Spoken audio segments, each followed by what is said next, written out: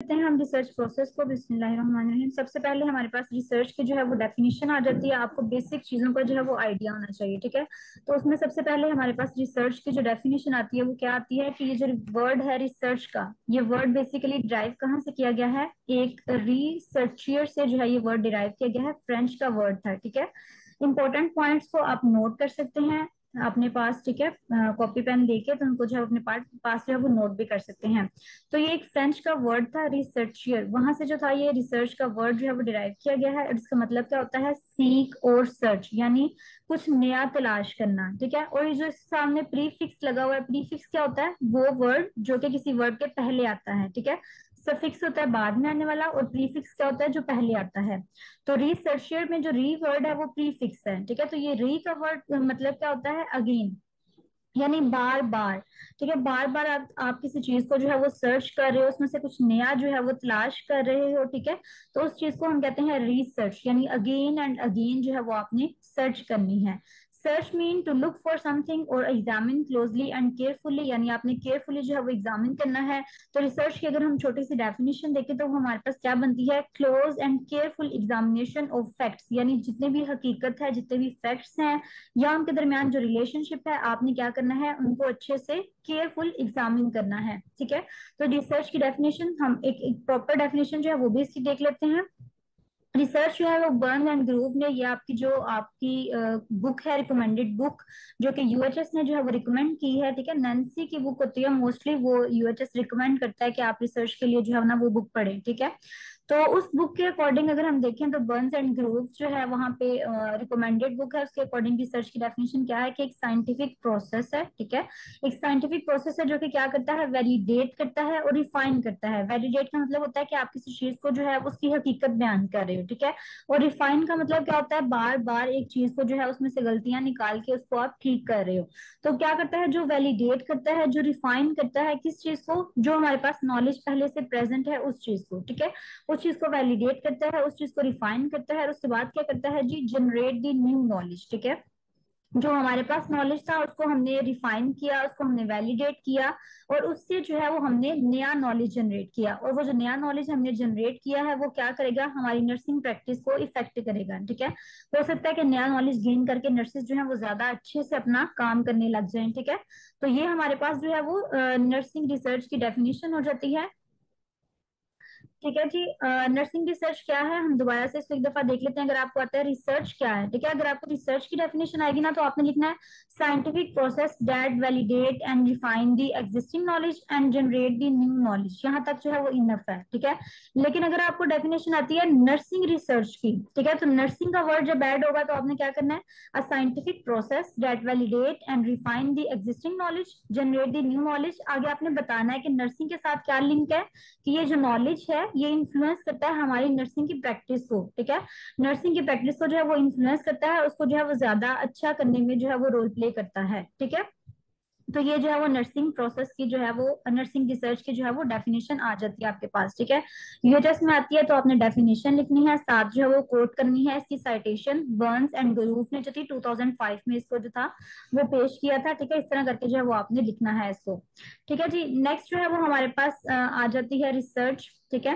Research की definition अगर आपको आती है तो आपने क्या लिखना है, diligent systematic inquiry to validate and refine the existing knowledge and develop the new knowledge, ठीक है। वही डेफिनेशन है लेकिन सिर्फ क्या चेंज हुआ है, इसके सामने आपने डिलीजेंट सिस्टमेटिक इंक्वायरी कर दिया इसको, ठीक है। तो जब भी एग्जाम में डेफिनेशन आती है कोशिश करें कि एक से दो, एक डेफिनेशन की बजाय आप दो डेफिनेशन जो है वो मेंशन करें, ठीक है। क्योंकि 2 नंबर का सवाल जो है वो आता है तो आपको ज्यादा चांसेस होते हैं कि मार्क्स जो है वो अच्छे से मिल सकें, ठीक है। तो आपने कोशिश करनी है दो डेफिनेशन जरूर मेंशन करनी है, ठीक है। नर्सिंग रिसर्च हमने देख लिया, नर्सिंग रिसर्च की जब डेफिनेशन आएगी तो हमने ये सारी डेफिनेशन लिख के आगे जो है सिर्फ क्या डालना है, that directly indirectly influence the nursing practice, यानी नर्सिंग प्रैक्टिस को जो है वो आपने जरूर साथ मेंशन करना है, ठीक है। तो ये रिसर्च की डेफिनेशन लिख के हमने नर्सिंग के साथ इसका लिंक बना देना है, तो ये क्या हो जाएगा, नर्सिंग रिसर्च हो जाएगा। होप्स आपको रिसर्च और नर्सिंग रिसर्च की डेफिनेशन जो है उसके ऊपर कमांड जो है वो आ गई होगी, ठीक है। अब नेक्स्ट हमारे पास जो है वो सोर्सेज ऑफ नॉलेज कौन कौन से होते हैं, यूएचएस का क्वेश्चन भी है, क्योंकि नॉलेज की हम बात कर रहे हैं ना कि हमारा नॉलेज जो है वो इन्फ्लुएंस होता है इससे, रिसर्च से, ठीक है। तो आता है क्वेश्चन इस तरह आता है कि what are the sources of knowledge, या आपको इस तरह से भी क्वेश्चन आ सकता है what are the sources of evidence based practice in nursing, ठीक है। नर्सिंग रिसर्च में एविडेंस बेस्ड प्रैक्टिस के सोर्सेज कौन से हैं या नॉलेज के सोर्सेज कौन से हैं, ठीक है। तो इसके लिए आपके पास एक निमोनिक है, कास्टल, आपने इसको याद रखना है, CASTLE, ठीक है। कास्टल आपकी निमोनिक है, आपने इसको याद रखना है, इससे आप सोर्सेज को याद कर सकते हैं किस तरह से। सी से क्या है जी, कस्टम्स एंड ट्रेडिशन, यानी हमारे पास वो नॉलेज है जो पहले से चलता आ रहा है, ठीक है। हमारे कस्टम्स में, हमारे ट्रेडिशंस में कुछ चीज इस तरह की है जो पहले से चलती आ रही है, तो वो भी हमारे पास एक सोर्स है नॉलेज का जी, ठीक है। ए से हमारे पास क्या आता है, असेंबल्ड इंफॉर्मेशन, यानी हम खुद जो है वो कुछ इन्फॉर्मेशन कलेक्ट करते हैं, हम घूमते हैं, हम लोगों के अंदर फिरते हैं, हम कुछ इन्फॉर्मेशन कलेक्ट करते हैं, ठीक है।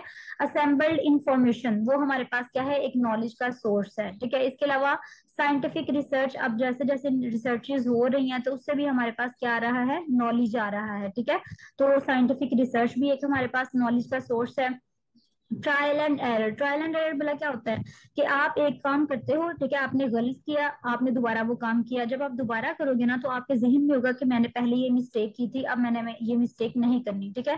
तो आप क्या करोगे, वो वाली मिस्टेक नहीं करोगे, दोबारा से कोशिश करोगे, तो आपकी चीजें जो है वो इम्प्रूव होती जाएंगी, आपको एक्सपीरियंस आता जाएगा, ठीक है, आपका नॉलेज जो है वो इंक्रीज होता जाएगा।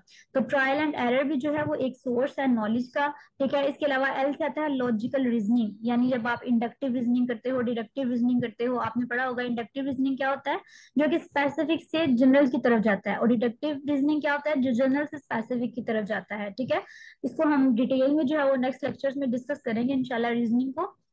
तो लॉजिकल रीजनिंग जो है वो भी एक सोर्स है आपके नॉलेज का, यानी इससे भी आपके अंदर नॉलेज, आप जब कुछ सोचते हो ना तो आपका नॉलेज जो है वो ब्रॉड होता है। तो लॉजिकल रीजनिंग भी जो है वो क्या है, एक सोर्स है नॉलेज का। और ई से आता है जी एक्सपर्ट्स की जो ओपिनियंस वगैरह होती है, कोई एक्सपीरियंस बंदा है उसके पास आप बैठोगे ना तो आपको बहुत ज्यादा नॉलेज आप गेन कर सकते हो, ठीक है।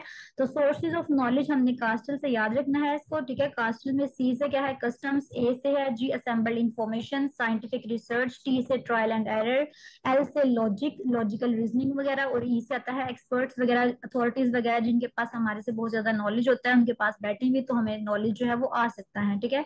तो ये सारे सोर्सेज हैं हमारे पास नॉलेज के, यूएचएस का जो है वो इम्पोर्टेंट क्वेश्चन है ये। तो नॉलेज जो है वो आप किस तरह से गेन कर सकते हैं, ये आपके पास जो है वो मेथड्स हैं। इन नॉलेज, इस नॉलेज को जो है ये आपके पास होता है, फिर हम इसको वैलिडेट करते हैं, रिफाइन करते हैं, और न्यू नॉलेज जनरेट करते हैं, जिसको हम रिसर्च का नाम देते हैं, ठीक है जी। अब रिसर्च की जो करेक्टरिस्टिक्स होती हैं वो क्या होती हैं, सिस्टमैटिक होनी चाहिए, यानी सिस्टम वाइज हमें चलना चाहिए, ठीक है। हमारी रिसर्च जो है वो लॉजिकल बेस्ड होनी चाहिए, ठीक है, उसकी कोई ना कोई लॉजिक हो, जो हम रिसर्च कर रहे हैं, जो हम बता रहे हैं, उसकी कोई ना कोई लॉजिक हो, ठीक है। इंपेरिकल चीज होती है जो कि एक्सपेरिमेंट्स वगैरह के ऊपर जो है वो बेस करती हो, ठीक है। और रेप्लिकेबल होती है कि हमारी रिसर्च जो है वो रिजिड ना हो, जब भी कोई बंदा उसके ऊपर रिसर्च करे तो हमेशा कोई नई से नई चीज जो है वो उसके अंदर फाइंड कर सके, ठीक है।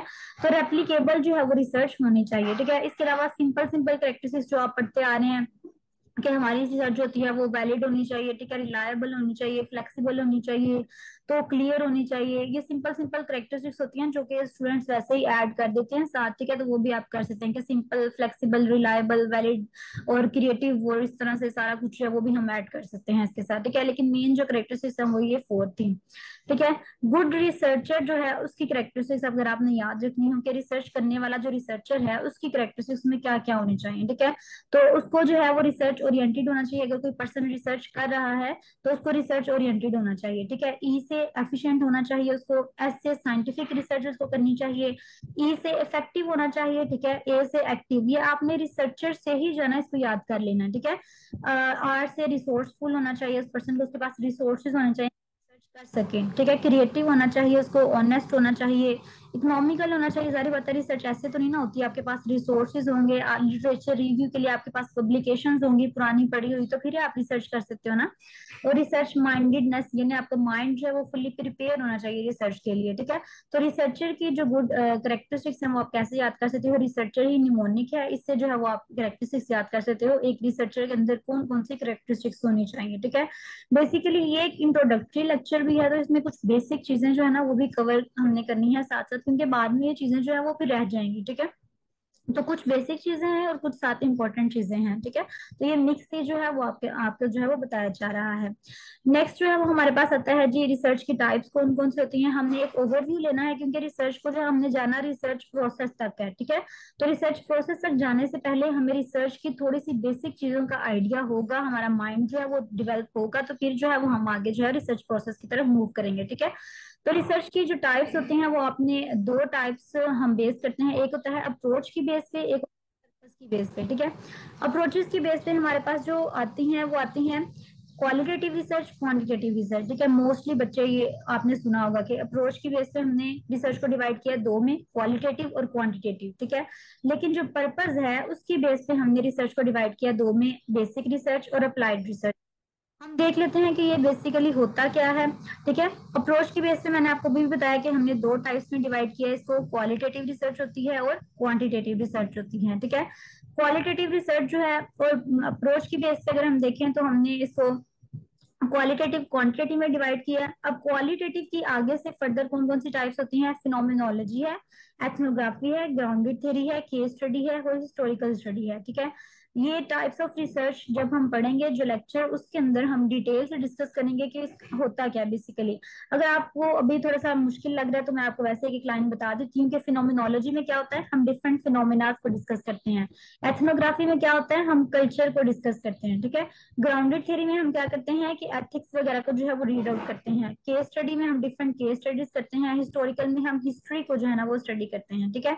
तो अभी सिर्फ आपने ये याद रखना है, हमने रिसर्च को डिवाइड किया है अप्रोच की बेस पे। अप्रोच की बेस के अंदर जो है वो दो टाइप्स आती हैं, क्वालिटेटिव क्वांटिटेटिव, और क्वालिटेटिव की आगे से फर्दर टाइप्स आती हैं phenomenology, ethnography, grounded theory, case study और हिस्टोरिकल स्टडी, ठीक है। इसका एक मैप जो है वो आपको प्रॉपर दिया जाएगा ताकि आपको जो है वो ये अच्छे से याद हो सके, ठीक है जी। अब क्वांटिटेटिव, ये हमने क्वालिटेटिव की पढ़ी थी पीछे, phenomenology, grounded theory, ethnography, historical study, ये सारी क्वालिटेटिव की टाइप्स थी। अब हम क्वांटिटेटिव की देखने लगे हैं। क्वांटिटेटिव की ना बस तीन ही टाइप्स हैं, ट्रू एक्सपेरिमेंटल, क्वाजी एक्सपेरिमेंटल और नॉन एक्सपेरिमेंटल, ठीक है। जो क्वालिटेटिव थी उसकी टाइप्स आपने पढ़ ली कि फिनोमिनोलॉजी, ग्राउंडेड थ्योरी, एथनोग्राफी होती है। और जो क्वांटिटेटिव है ये आपने जहन में रखना है, क्योंकि स्टूडेंट्स बहुत ज्यादा इसको मिक्स कर देते हैं, क्वालिटेटिव को क्वांटिटेटिव के अंदर और क्वांटिटेटिव को क्वालिटेटिव के अंदर। तो क्वांटिटेटिव की जो टाइप्स होती हैं वो क्या होती हैं, true experimental, quasi experimental, non experimental. अब ये इस तरह की चीज है कि जिसमें स्टूडेंट्स लास्ट टाइम तक जो है ना वो बहुत ज्यादा कंफ्यूज रहते हैं, ठीक है। इस तरह से मैंने समझा कि आपको इसी स्लाइड में जो इसको थोड़ा सा बता दिया जाए कि experimental, quasi experimental, non experimental में डिफरेंस क्या है बेसिकली। आपने हमेशा याद रखना है कि जब भी एक्सपेरिमेंटल की बात होगी ना, कि एक्सपेरिमेंटल रिसर्च, चाहे वो एक्सपेरिमेंटल रिसर्च डिजाइन है, चाहे वो एक्सपेरिमेंटल रिसर्च टाइप है, ठीक है। एक्सपेरिमेंटल में तीन चीजें प्रेजेंट होती हैं, एक होती है मैनिपुलेशन, एक होती है रेंडमाइजेशन, एक होता है कंट्रोल, ठीक है। यानी जब एक्सपेरिमेंट आप करते हो ना, एक्सपेरिमेंटल रिसर्च में आप मैनिपुलेट कर सकते हो, चीजों को चेंज कर सकते हो। आपने पढ़ा होगा कि हम एक कंट्रोल ग्रुप बनाते हैं, ठीक है। एक हमारा ग्रुप जो होता है वो चेंजेबल होता है, एक हमारा कंट्रोल ग्रुप होता है, ठीक है। तो जो कंट्रोल ग्रुप होता है उसमें हम चीजों को चेंज नहीं करते, ठीक है। जो दूसरा ग्रुप होता है ना, उसके अंदर हम चीजों को थोड़ा सा चेंज करके मैनिपुलेट करते हैं, ठीक है। तो मैनिपुलेशन क्या होता है कि आप अपनी रिसर्च में चीजों को चेंज कर सकते हो, ठीक है। रेंडमाइजेशन क्या होता है कि रैंडमली आप रिसर्च कर रहे हो, ठीक है। कंट्रोल, आपके चीजों के ऊपर जो है वो आपका कंट्रोल है। तो जिसमें ये तीनों चीजें प्रेजेंट हैं वो आपकी एक्सपेरिमेंटल रिसर्च है। आपको एमसीक्यू में आ सकता है कि एक्सपेरिमेंटल रिसर्च में मैनिपुलेशन होती है, रेंडमाइजेशन होती है, कंट्रोल होता है, जी आपने टिक करना है, ये सारा कुछ इसमें होता है, वो एक्सपेरिमेंटल रिसर्च है। अब क्वाजी एक्सपेरिमेंटल क्या होता है, क्वाजी का मतलब होता है हाफ हाफ, ठीक है। क्वाजी जो है ना हम कहते हैं कि मिलता जुलता है एक्सपेरिमेंटल से, लेकिन टोटल एक्सपेरिमेंटल नहीं है, ठीक है।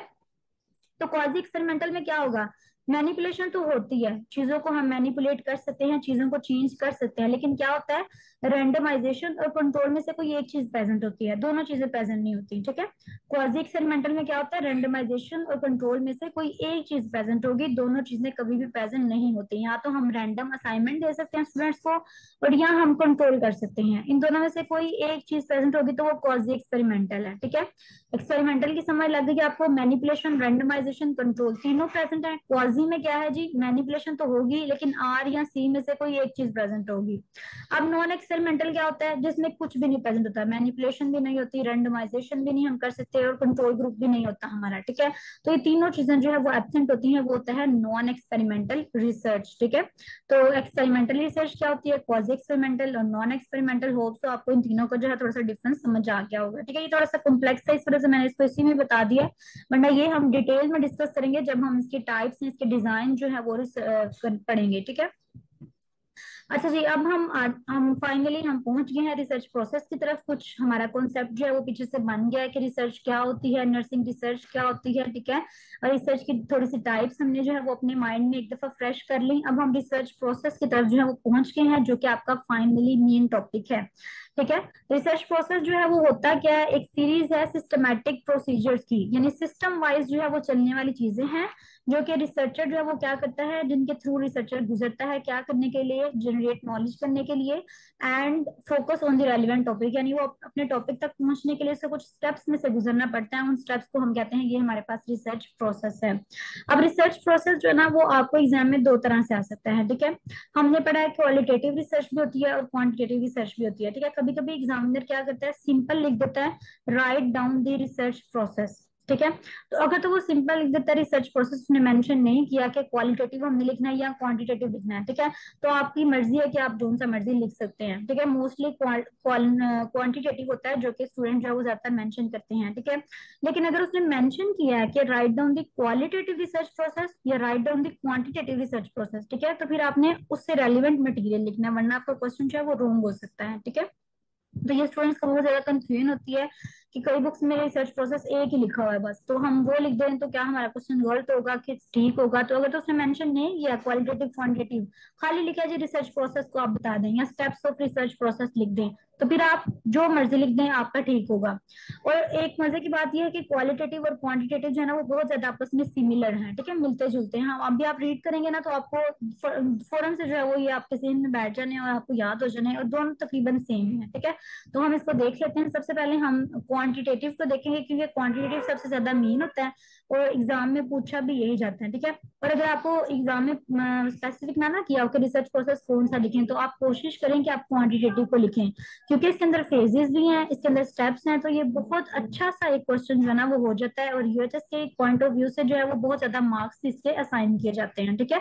तो आपने कोशिश करनी है कि क्वांटिटेटिव को जो है वो आप पहले लिखें, बल्कि उसी को ही जो है वो अटेम्प्ट करने की कोशिश करें। अब क्वांटिटेटिव रिसर्च प्रोसेस हम स्टार्ट करते हैं। इसके अंदर 5 मेन फेजेस होती हैं, ठीक है। कॉन्सेप्चुअल फेज है, डिजाइन एंड प्लानिंग फेज आती है, एम्पिरिकल फेज है, एनालिटिकल फेज है और डिसेमिनेशन फेज है, ठीक है। इसको आप सी डी ई करके एड से याद रख सकते हैं, सी डी ई एड, ठीक है। सी है, डी है, फिर ई है और फिर एड है, ए और डी, ठीक है। इस तरह करके आप इसकी फेजेस को जो है वो याद रख सकते हैं, ठीक है। तो कॉन्सेप्चुअल फेज सबसे पहले हम देख लेते हैं क्वांटिटेटिव रिसर्च प्रोसेस की। कॉन्सेप्चुअल फेज में हम क्या करते हैं, ये बेसिकली एक थिंकिंग फेज होती है, ठीक है। डिजाइन एंड प्लानिंग फेज में आप क्या करते हो, रिसर्च टूल्स लगाते हो, रिसर्च के डिजाइन वगैरह लगाते हो, प्लानिंग करते हो, ठीक है। फिर इंपेरिकल फेज आ जाती है, जिसमें हम डाटा वगैरह कलेक्ट करते हैं, ठीक है, इन्फॉर्मेशन वगैरह कलेक्ट करते हैं, ठीक है। पायलट स्टडी करते हैं। पायलट स्टडी क्या होती है, जब आपने एक बड़ी रिसर्च करनी हो तो उससे पहले एक छोटी रिसर्च करनी पड़ती है कुछ मेंबर्स के ऊपर, उसको हम पायलट स्टडी कहते हैं, ठीक है जी। इंपेरिकल फेज है, उसके बाद हमारे पास एनालिटिकल फेज है। एनालिटिकल फेज में हम क्या करते हैं, डाटा को एनालाइज करते हैं, क्योंकि डाटा कलेक्ट कर लिया ना, अब हमें डाटा को एनालाइज करना होता है। और लास्ट में हमारे पास डिसेमिनेशन फेज आती है। इसमें हम क्या करते हैं, रिसर्च को, अपनी रिसर्च फाइंडिंग को बताते हैं कि भाई हमने ये रिसर्च की है, ठीक है।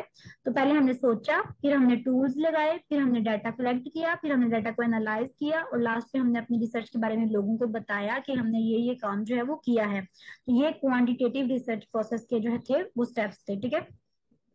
अब चूंकि हमने लॉन्ग क्वेश्चन एमसीक्यू जो है वो अटेम्प्ट करना होता है और उसके मार्क्स भी ज्यादा होते हैं, इस तरह से हमें थोड़ी सी डिटेल में जाना पड़ता है, ठीक है। तो हम जो है वो थोड़ा सा डिटेल में देख लेते हैं। कॉन्सेप्चुअल फेज हमने सबसे पहले पढ़ी थी, ठीक है। फर्स्ट फेज जो थी वो कॉन्सेप्चुअल फेज थी।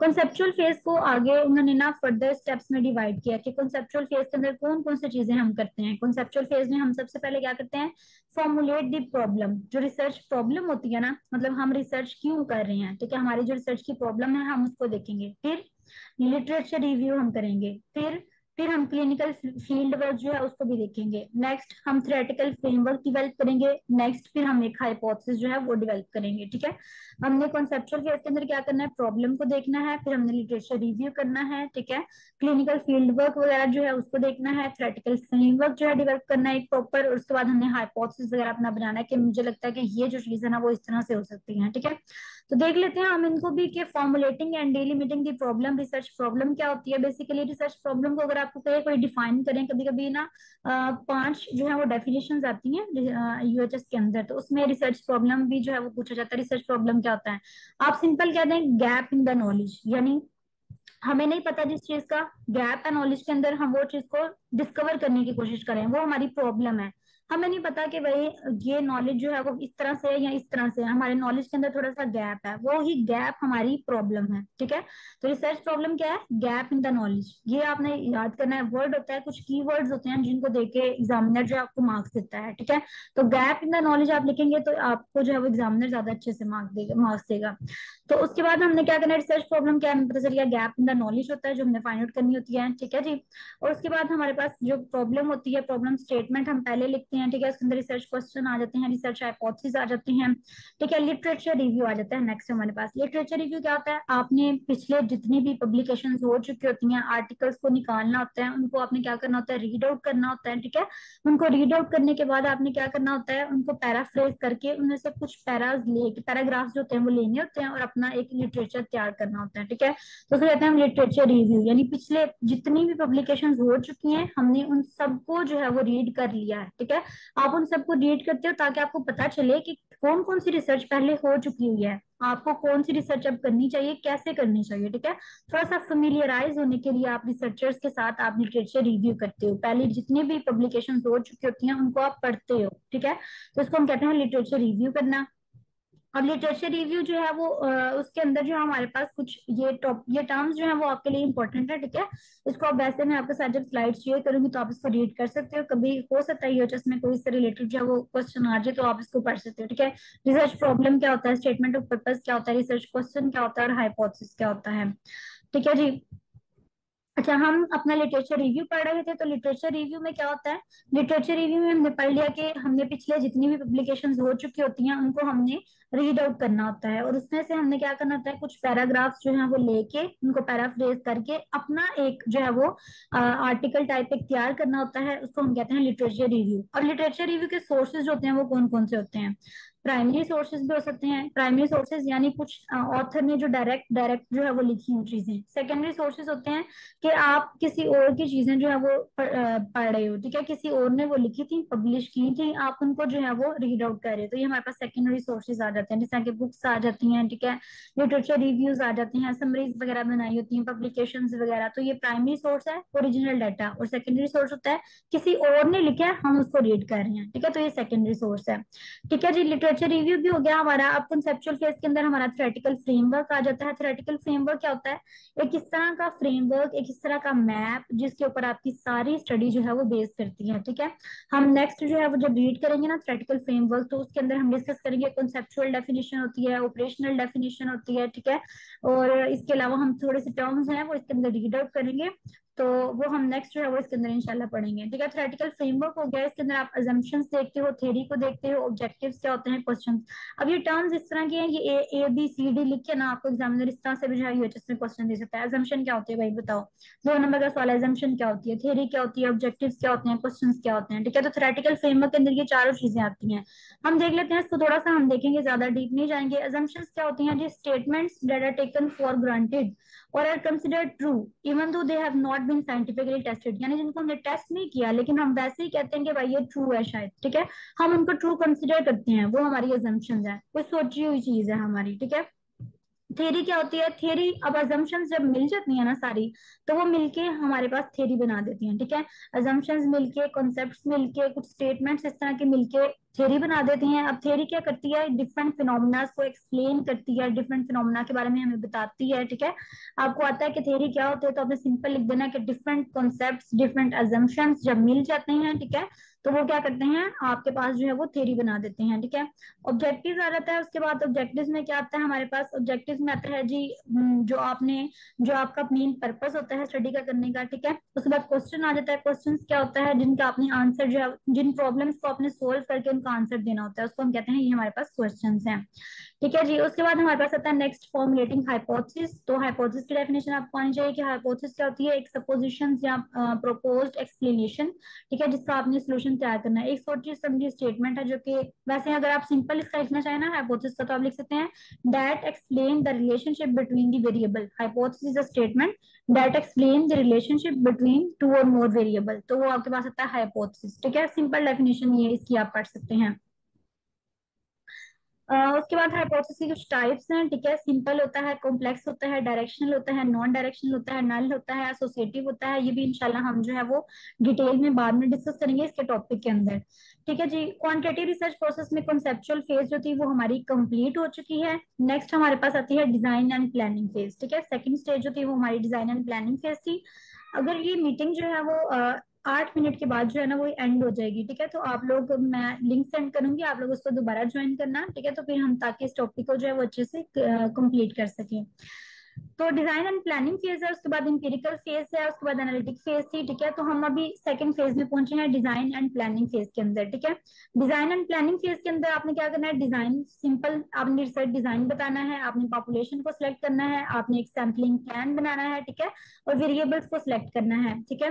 तो हम देख लेते हैं रिसर्च डिजाइन जो होता है वो क्या चीज होती है। रिसर्च डिजाइन आपको डेफिनेशन आती है लिखने के लिए, आपने सिंपल एज इट इज जो है वो मेंशन करना है। रिसर्च डिजाइन क्या होता है जी, blueprint for the conduct of a study, यानी आपने जिसको बेस बना के आपने अपना स्टडी जो है वो कंडक्ट करवानी है, वो हमारे पास क्या होता है, रिसर्च डिजाइन होता है। और रिसर्च डिजाइन क्या करता है, इंटरफेयर करता है विद स्टडी डिजायर्ड आउटकम, यानी जिस तरह के आप आउटकम चाह रहे हैं ना उसके साथ ये क्या करता है, इंटरफेयर करता है, उसके अंदर मुदाखलत करता है, उसको इफेक्ट कर सकता है रिसर्च डिजाइन। तो रिसर्च डिजाइन क्या है, blueprint for the conduct of a study.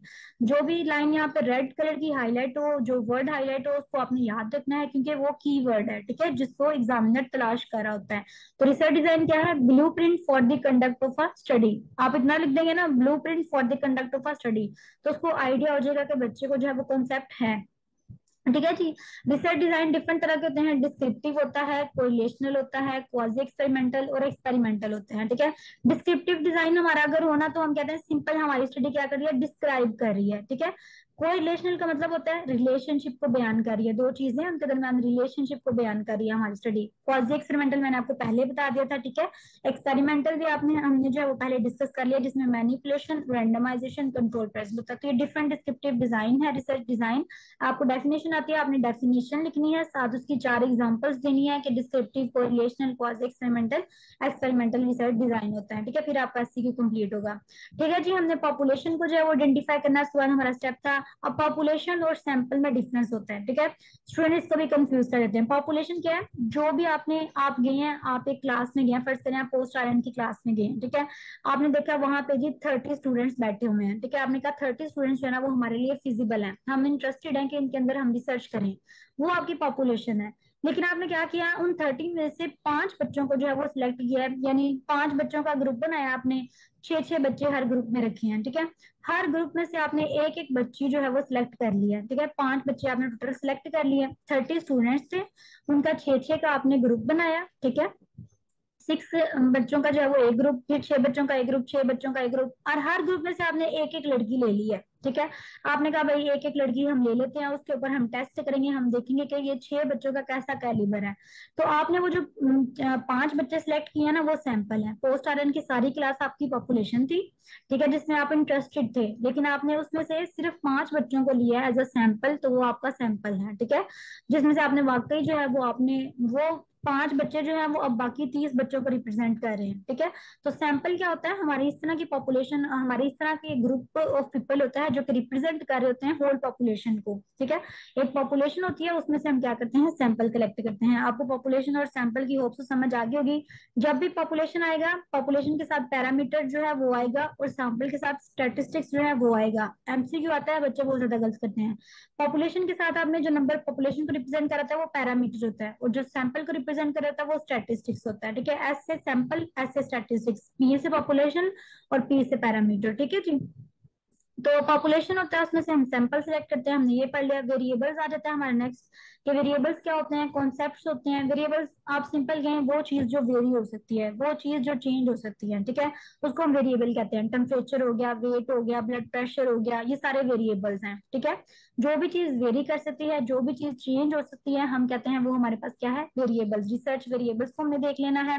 Independent होते हैं, डिपेंडेंट होते हैं, एक्सट्रेनियस होते हैं, कंफाउंडिंग होते हैं। ये हम जब इंडिविजुअल टॉपिक्स डिस्कस करेंगे इंशाल्लाह, हम इसकी डिटेल में जो है वो तब जाएंगे। वेरिएबल्स हो जाते हैं जी। उसके बाद हमारे पास अब डिजाइनिंग एंड प्लानिंग फेज भी एंड हो गई। नेक्स्ट हमारे पास है इंपीरिकल फेज, ठीक है। थर्ड फेज जो है वो इंपीरिकल फेज है। तो इंपीरिकल फेज में हमने क्या करना होता है, डाटा कलेक्ट करना होता है और उसको एनालिसिस के लिए तैयार करना है, ठीक है। हमने अब डाटा कलेक्ट करना है। डाटा कलेक्शन क्या होती है, कि आपने इंफॉर्मेशन गैदर करनी है ताकि आप अपनी रिसर्च ऑब्जेक्टिव्स को, रिसर्च क्वेश्चंस को या रिसर्च हाइपोथेसिस को जो है वो अच्छे से स्टडी कर सकें, ठीक है। तो आपने इस पर्पज के लिए डाटा कलेक्शन, अब डाटा कलेक्शन के लिए हमारे पास डिफरेंट टूल्स होते हैं, डिफरेंट मेथड्स होते हैं। कि आपने अक्सर देखा होगा जब आपकी सीनियर्स जो है वो डाटा कलेक्शन करवाती होंगी तो वो डिफरेंट क्वेश्चनियर्स प्रिपेयर करती होंगी, ठीक है। क्वेश्चनियर प्रिपेयर करती होंगी, गूगल फॉर्म्स के ऊपर प्रिपेयर करती होंगी, वहां से आप डाटा जो है वो कलेक्ट करवाती होंगी, ठीक है। आप इंटरव्यूज के जरिए डाटा कलेक्ट कर सकते हैं, ऑब्जर्वेशन के जरिए कर सकते हैं, ठीक है। ग्रुप्स बना के, ये सारे जो है वो डिफरेंट मेथड्स हैं। आप इसमें से 5 जो है वो जो आपको इजीली, जो इजी लगते हैं वो आप डाटा कलेक्शन के मेथड्स जो है वो याद कर सकती हैं, ठीक है। तो उसके थ्रू जो है वो आप डाटा कलेक्ट करवा सकते हैं डिफरेंट पॉपुलेशन से। एनालिटिकल फेज नेक्स्ट हमारे पास आ जाती है। तो इसमें हमने क्या करना है, डाटा को एनालाइज करना है और अपनी रिजल्ट्स तैयार करने हैं, ठीक है। जब आपने डाटा कलेक्ट कर लिया ना, अब आपने डाटा को, उसको एनालाइज करना है। अब डाटा एनालिसिस जो होता है ना, वो बेसिकली हम डिफरेंट तरीकों से करते हैं। आपने अपने क्लास से, अपने सर से सुना होगा, टी टेस्ट लगाना है भाई, काई स्क्वायर टेस्ट लगाना है, हमने एनोवा टेस्ट लगाना है। तो जब भी एनालिसिस करना होता है ना, तो फिर हम डिफरेंट स्टैटिस्टिकल टेस्ट यूज करते हैं। अपनी जो जितना भी डाटा हमने कलेक्ट किया होता है उसके ऊपर फिर हम एनालाइज करते हैं उसको डिफरेंट टेस्ट लगा के, ठीक है। तो एनालाइज करने के बाद हम क्या करते हैं, भाई इतने परसेंट हमारी ये पॉपुलेशन निकली है, इतने परसेंट लोगों ने ये कहा है, इतने परसेंट लोगों ने ये कहा है। तो हम इसको क्या करना होता है, बेसिकली एनालिसिस करना होता है, ठीक है। ये डिफरेंट टाइप्स लिखी हुई हैं। अभी ये जो है वो इम्पोर्टेंट नहीं है इतनी, ठीक है। हमने बस ये याद रखना डाटा एनालिसिस क्या होता है और डाटा एनालिसिस में जो टेस्ट होते हैं वो कौन से होते हैं, ठीक है। चलिए उसके बाद आपने रिजल्ट्स जो है वो तैयार करने हैं अपने। आपने डाटा को एनालाइज कर लिया और फाइनली आपने कुछ रिजल्ट्स बनाने हैं। रिजल्ट्स में आपने क्या लिखना है, कि जिस तरह आपने वेरिएबल्स होते हैं वो मेंशन करने होते हैं, कि मैंने मेल की स्टडी की, मैंने फीमेल की स्टडी की, मुझे इतने परसेंट लगा के इतने परसेंट लोग, फर्ज करें आप एक टॉपिक सर्च करें कि motivation of research among different जो है वो पॉपुलेशन, ठीक है। तो आपने स्टडी की, आपने रिजल्ट जब बनाने हैं ना, तो आपने लिखना है मेल जो थे वो इतने परसेंट इंटरेस्टेड थे, फीमेल जो थी वो इतने परसेंट इंटरेस्टेड थी, ठीक है। तो रिजल्ट्स को जो है वो आपने क्या करना होता है, लास्ट पे इंटरप्रेट करना होता है। आपने उसकी कोई सेंस बनानी होती है कि मैंने जो रिसर्च की है उसके ये रिजल्ट्स जो है वो निकले हैं, ठीक है जी। अब रिजल्ट्स को ना हम इस तरह बार डायग्राम में रिप्रेजेंट कर सकते हैं। रिजल्ट्स को हम इस तरह से पाई चार्ट के ऊपर रिप्रेजेंट कर सकते हैं, ठीक है। डिफरेंट मेथड्स होते हैं जिसके जरिए हम रिसर्च को रिप्रेजेंट कर सकते हैं। तो हमारे पास अब एनालिटिकल फेज जो है वो कंप्लीट हो जाती है। और नेक्स्ट हमारे पास लास्ट फेज आती है डायसेमिनेशन फेज। डायसेमिनेशन फेज में हमने क्या करना होता है, अपना जो रिजल्ट आ गया ना, अब हमने लोगों को बताना है कि हमारी स्टडी हमने की है, उसके ये रिजल्ट्स जो है वो आए हैं, ठीक है। हमने सारे प्रोसेसेस जो है वो कर लिए हैं। लास्ट में हमने डायसेमिनेशन फेज आ जाती है जिसमें हमने लोगों को बताना है भाई हमारी रिसर्च के ये रिजल्ट्स जो है वो आए हैं। तो और पब्लिकेशन के लिए जो है वो उसको फाइनली भेजना होता है हमने, ठीक है। डिसएमिनेशन फेज में क्या करना है, कम्युनिकेट द फाइंडिंग। जो भी हमने चीज फाइंड की है हमने उसको लोगों तक कम्युनिकेट करना है, ठीक है। और utilize the finding into practice, यानी ये नहीं करना कि बस उसको बस फाइंड कर लिया अब आप बैठ जाएं। उसको अपने कोशिश करना है अपनी नर्सिंग प्रैक्टिस के अंदर उसको जो है वो यूटिलाइज करें, ठीक है।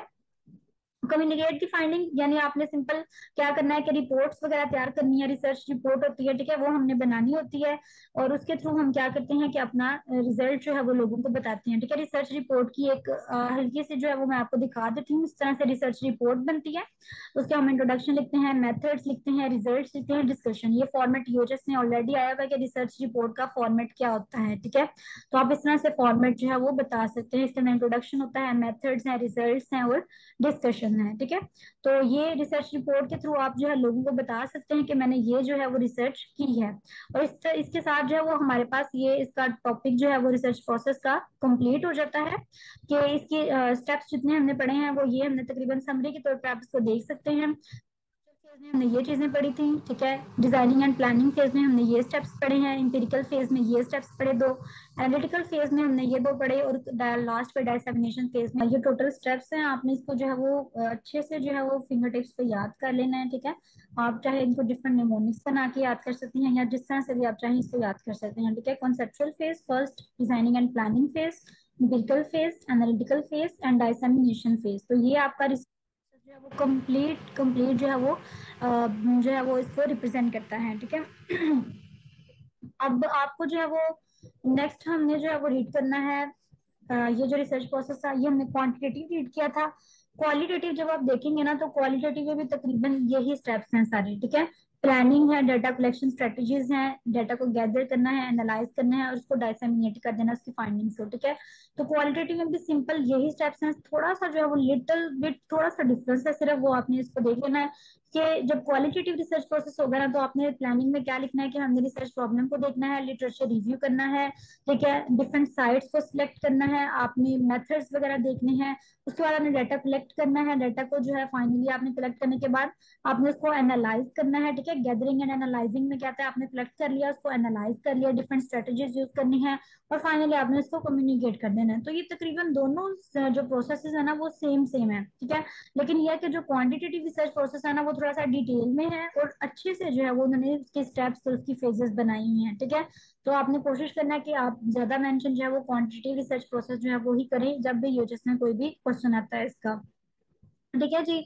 अब हमारा जो है वो ये टॉपिक रिसर्च प्रोसेस का कंप्लीट हो गया, क्योंकि ये फर्स्ट लेक्चर था, डेमो लेक्चर था, इस तरह से मैंने इसको जो है वो शॉर्ट रखने की कोशिश की है, ठीक है। तो कुछ टाइम में हमारा हम थोड़े से एमसीक्यू जो है वो इसके देखेंगे कि रिसर्च से रिलेटेड थोड़े से एमसीक्यू हम सॉल्व करेंगे, ऑलमोस्ट 4 to 5, 5 और 6, ठीक है।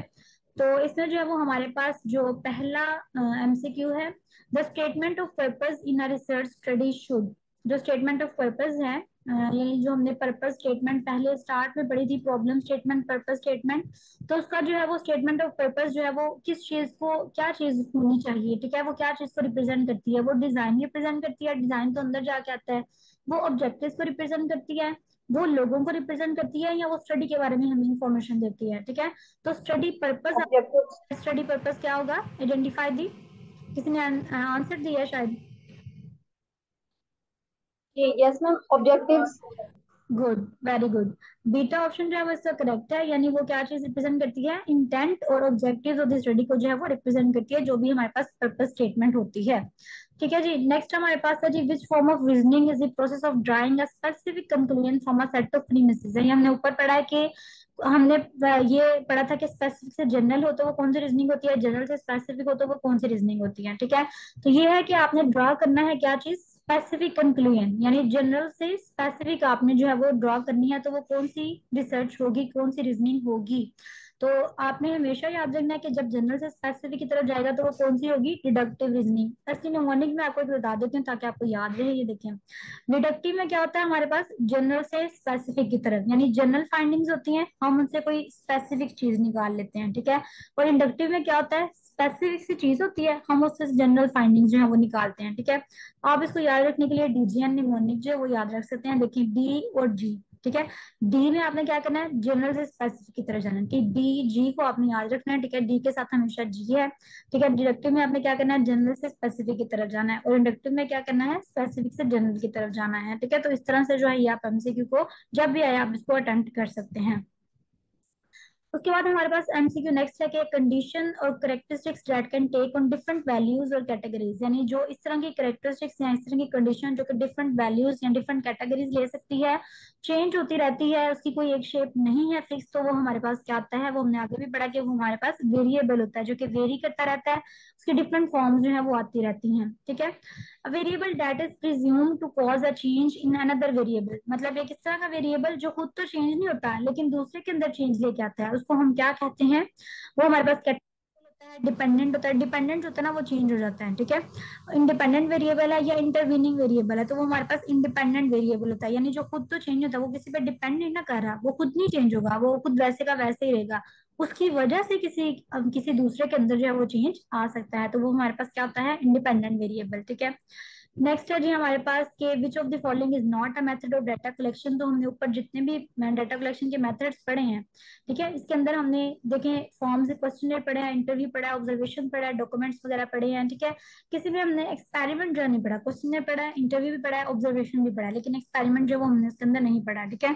तो ये क्या है, not a method of data collection, वो एक्सपेरिमेंट आ जाएगा इसके अंदर हमारे पास, ठीक है जी। उसके बाद है the type of qualitative research, जिसकी हम मेनली कल्चर को जो है वो डिस्क्राइब करती है, ठीक है। तो क्वालिटेटिव रिसर्च के अंदर हमने phenomenology, grounded theory, ethnography, case study पढ़ी थी, तो जो स्पेसिफिक कल्चर के बारे में बात करती है ना, वो हमारे पास क्या आती है, एथनोग्राफी, ठीक है। एथनोग्राफी में हम मेनली कल्चर के बारे में जो है वो डिस्कशन करते हैं, ठीक है जी। अभी मैंने इसको जो है वो आज तो एमसीक्यू मार्क थे, नेक्स्ट जो है वो एमसीक्यू मार्क नहीं होंगे, लास्ट पे आपको जो है वो थोड़ा सा ब्रेनस्टॉर्मिंग का मौका मिलेगा, ठीक है जी। तो ये हमारा जो था वो आज का रिसर्च प्रोसेस का लेक्चर था।